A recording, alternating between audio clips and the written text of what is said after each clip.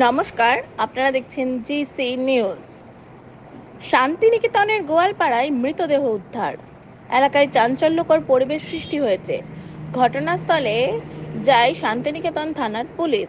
স্থানীয় ও পুলিশ সূত্রে জানা গেছে, শান্তিনিকেতন থানার অন্তর্গত গোয়ালপাড়া গ্রামের রাস্তার পাশে ঝোপ থেকে এক ব্যক্তির পচা গলা মৃতদেহ উদ্ধার হয়। ঘটনাটির খবর জানাজানি হতেই এলাকায় ব্যাপক চাঞ্চল্য ছড়িয়েছে।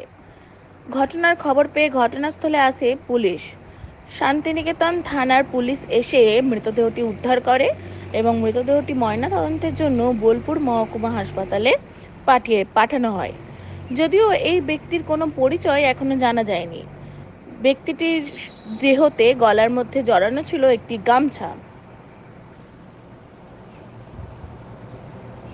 মুহূর্তের পথ ধরে চলে যাচ্ছিলাম, হঠাৎ ভিড়ভাট্টা এবং পুলিশ প্রশাসনকে দেখে একটু দাঁড়ালাম। শুনছি নাকি এখানে একটা ডেড বডি পড়ে আছে, কিন্তু কোথাকার সেটা আমরাও জানি না, এবং ওখানে আমাদেরকে যাওয়া এখন নিষেধ।